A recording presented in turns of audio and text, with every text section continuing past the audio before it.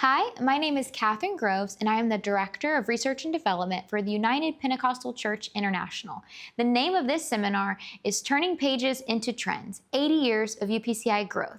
This seminar celebrates the 80th anniversary of the UPCI by showcasing church growth from 1945 to 2025 as revealed through digitized church directories.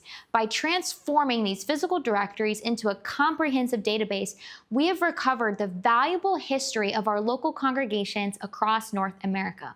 Thank you for taking the time to watch this recording. I hope that you gain a better sense of the growth of our organization. Because I'm the Director of Research and Development, I'm also going to remind you that the data we have is a careful product of the information shared by our pastors, ministers, and district officials. Thank you for taking the time to complete forms and update information with our records team at World Headquarters. I wouldn't have any data to analyze if not for your intentional work to maintain our records for churches and ministers. Now, let's start with a little bit of history. 2025 marks the 80th anniversary of the United Pentecostal Church International. It was formed by a merger in 1945 between two organizations, the Pentecostal Church Incorporated and the Pentecostal Assemblies of Jesus Christ. Here, I have some pictures of the 1945 ministerial record for the Pentecostal Assemblies of Jesus Christ. You can see the cover, the first page of their last publication in 1945. I also have a copy of the 1945 PCI directory, but I don't have a picture to show you here. Because the UPCI was formed by a merger, our 1945 documentation in terms of the directory comes from these two organizations, as I may refer to them later in this presentation, PAJC and PCI. You can see the PAJC publication here included a church directory, as well as a ministerial directory, some rules, and their articles of faith. Now, 1946 is the first official United Pentecostal Church International directory. Again, I have a couple images here for you to visualize what this book looked like.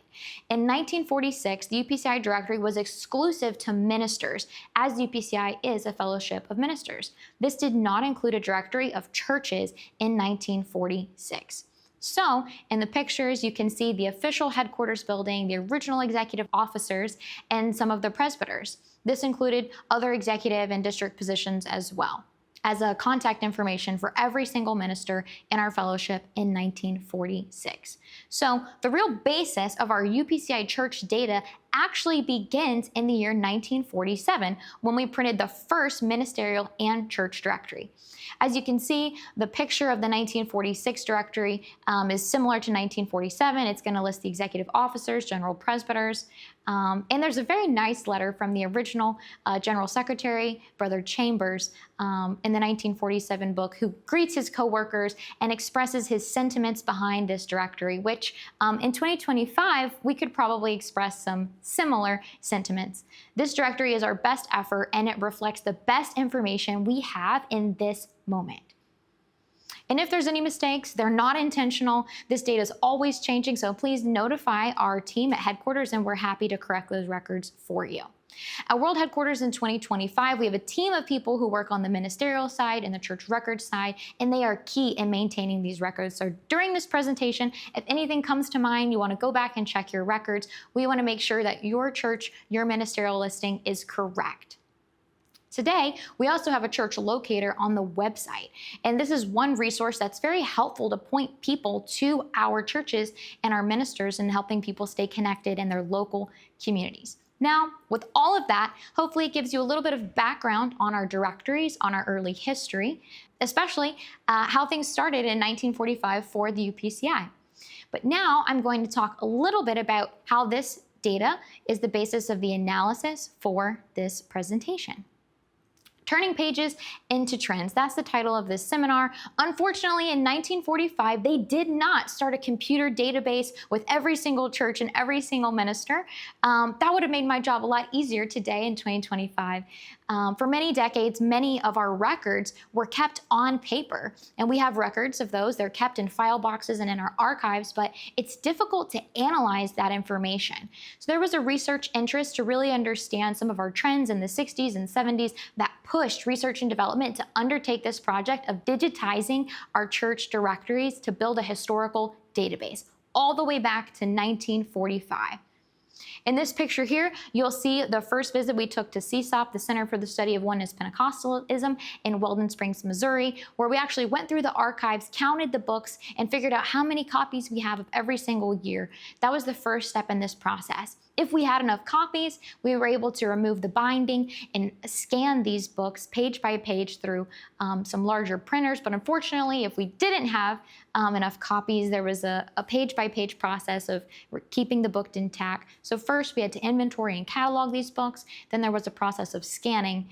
You would think we would have exactly 80 books, but we actually don't, because there were some interesting changes over the years. We started naming these books by a single year, 1947, 1948, 1949.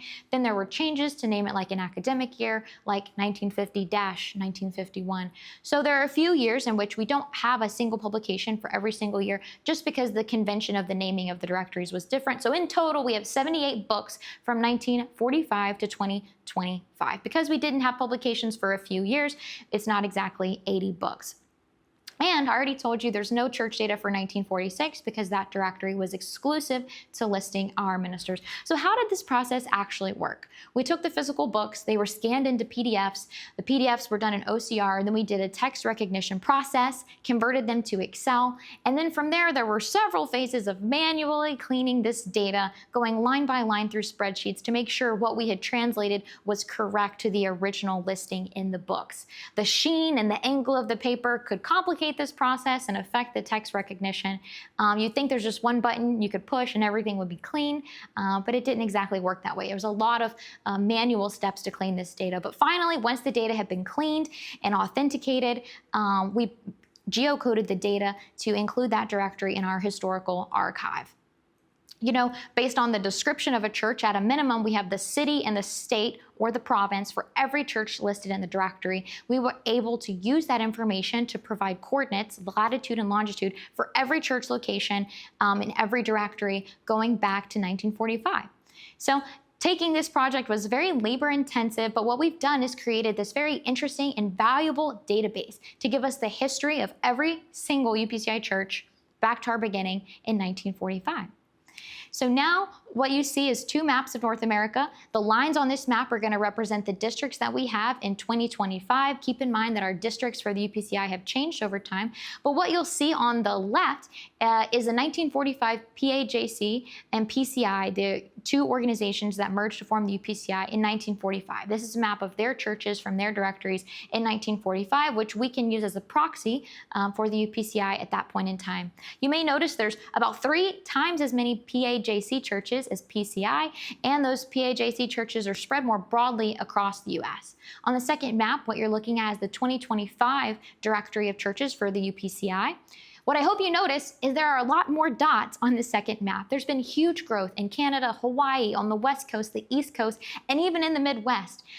South Central, you almost can't even see the dots. There's just so many churches, and it's been that way for a long time. But in every part of the U.S. and Canada, we've seen growth since 1945.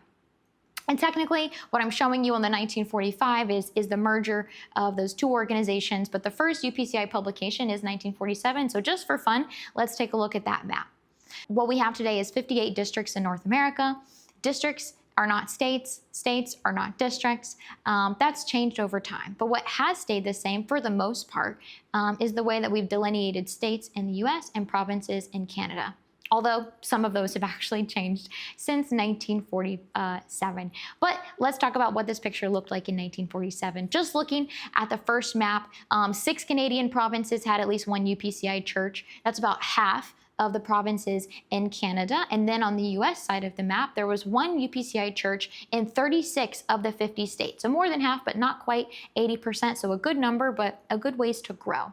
Now, if you compare that picture to the map in 2025, what I hope you notice is that every single US state, including Washington, D.C., has the presence of a UPCI church, as well as every province in Canada. So there's a lot of ways that you could look at these pictures. If you're just looking at the dots, you should see way more dots in 2025. We have many more churches that have been established over the last 80 years.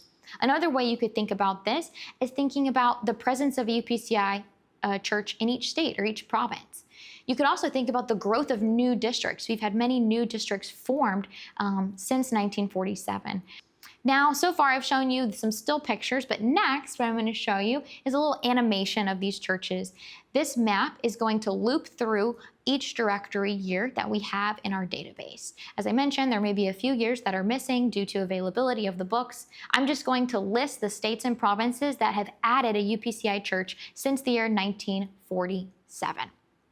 Colorado, Connecticut, Maine, New Hampshire, Utah, Delaware, Nebraska, Nova Scotia, Quebec, Rhode Island, South Carolina, North Carolina, South Dakota, Vermont, Nevada, the District of Columbia, Hawaii, Alberta, Newfoundland, Yukon, Northwest Territories, and most recently, Nunavut. In 2008, actually. So these provinces and states, these are just the ones that have been added since the first UPCI church directory in 1947. Like I said, the majority of states and provinces had a presence in 1947, but we have seen growth and we want to stop and celebrate that. Since then, every single US state, every single Canadian province has the presence of at least one UPCI church. That's something that we want to celebrate, especially on this anniversary as we celebrate the 80th anniversary of the UPCI.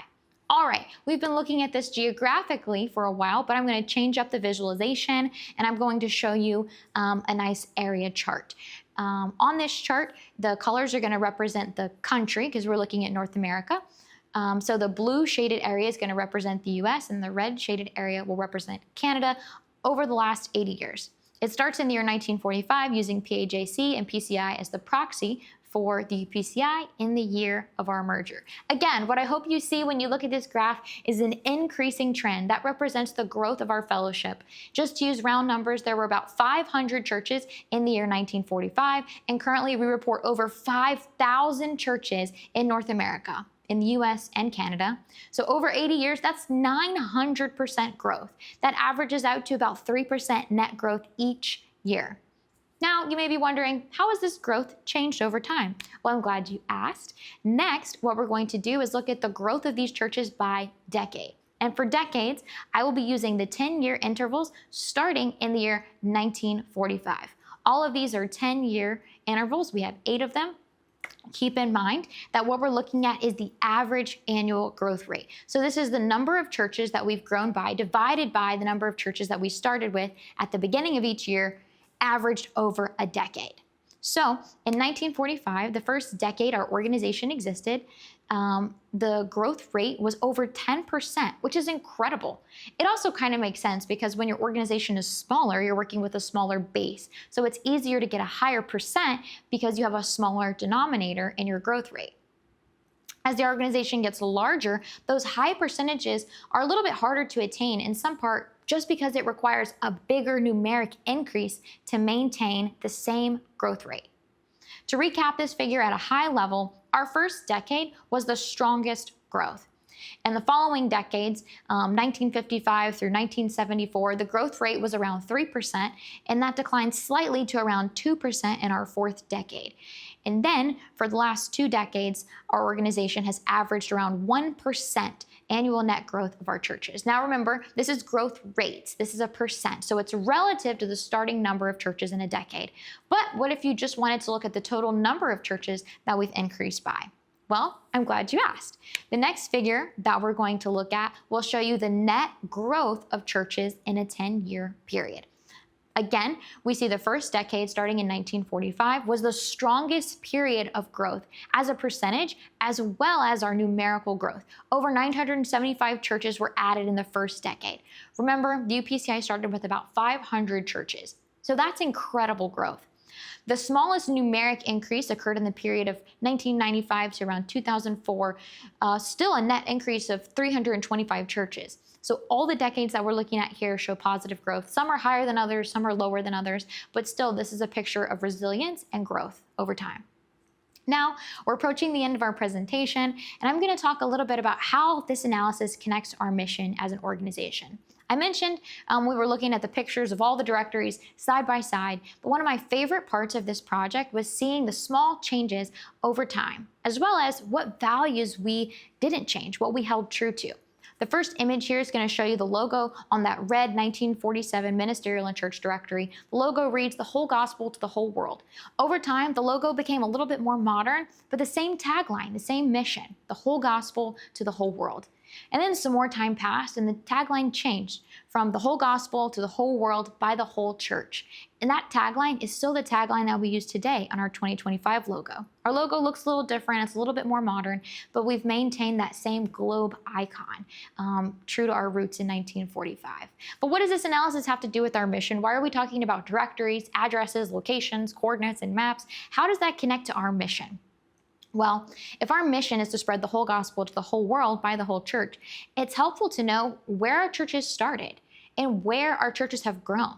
Maybe we can use this information to see where there's an opportunity to plant more churches. Maybe it gives us a way to think about areas in the US and Canada where we have high population and only a few churches. Maybe we can look for areas in North America where we once had a UPCI presence, but today that church may not be listed in our directory. Maybe there was an apostolic presence there some decades ago, and we might want to strategically target some of those areas. The directory is more than just a list of addresses of churches that we print each year. It's our history. The basis of this analysis is data that comes from our ministers, our pastors, our district officials who carefully update their records with our exceptional ministerial and church record teams at UPCI World Headquarters. To those who call in and give us the information when an address changes, when a pastor changes, when a church opens, when a church closes, all of that might feel mundane, but when it's aggregated, it paints a picture of our fellowship. You can see throughout this presentation that we have here, these directories are books. They are physical printed copies of records, but they also represent our organization at a specific point in time. That's a data point. Whenever we combine that with other data points over time, it tells a story. So thank you for taking the time to update your records. It is meaningful and it does paint a picture and it does connect to our mission of spreading the whole gospel to the whole world by the whole church.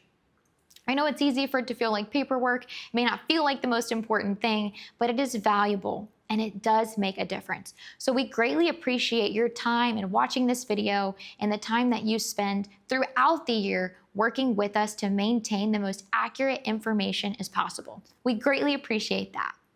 Now, I'm going to recap our conversation today. This seminar celebrates the 80th anniversary of the UPCI by showcasing church growth from 1945 to 2025.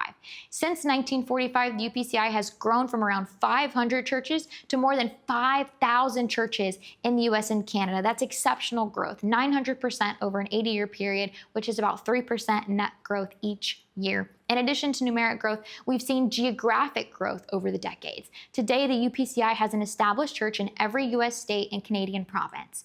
This underlines the mission of the UPCI to carry the whole gospel to the whole world by the whole church. And finally, we looked more carefully at each decade and saw a consistent pattern of growth and numeric increase in our churches. The first decade may have been some of the strongest growth of our organization, and the UPCI has continued to grow for decades since. The main reason we have this picture of growth is from our directories. Individual church records were digitized and aggregated to paint this picture. It provides, the data to support the stories and anecdotes that we've been told for generations. It gives us a solid data point to narrate that story. And I'll close with a letter from Brother Chambers in the 1947 directory because it summarizes the effort of church administration in compiling these directories, which really are the backbone of this analysis. Without the directory, we wouldn't have the historical data to analyze. So again, thank you for your part in compiling and coding this data. The letter reads, "Dear coworker, Christian greetings in the holy name of Jesus. We are pleased to present to you here in the 1947 Ministerial and Church Directory of the United Pentecostal Church. In compiling the directory, we have exercised utmost care to see that each name and address has been recorded correctly and that no names have been omitted. Also, we have endeavored to record the name of each church that is either affiliated with or whose pastor is affiliated with the United Pentecostal Church. The churches marked with an asterisk are affiliated with the organization. However, it is quite likely that some of the churches falling in either category above have been omitted, but we have made as accurate a compilation as possible with the information available. Should there be any omissions, please understand that they were not intentional. Changes occur so rapidly in our mailing list, such as new members, added or withdrawals, changes of address, that it is quite possible that this directory will not be 100% accurate by the time it reaches you. However, all changes are made in our records immediately upon their receipt at the headquarters office so that this list is correct as of the date it goes to the printer. Should there be any error in the list of your name or the name of your church, please notify us immediately and we will correct your records. God bless you, your servant, Stanley W. Chambers, General Secretary. The message from this letter from 1947 is still the heartbeat in the directory today. It's still a diligent process to carefully list a record of churches and ministers that is constantly changing. The only thing I would add for 2025, in addition to these records being printed in the annual directory, is that we also list these records online in our church locator. It's a great resource to connect people with the UPCI church in their community. And maybe that's someone that's relocating to a new area, or maybe it's someone who's never attended a church before at all, and they're trying to find God and grow their relationship with Him.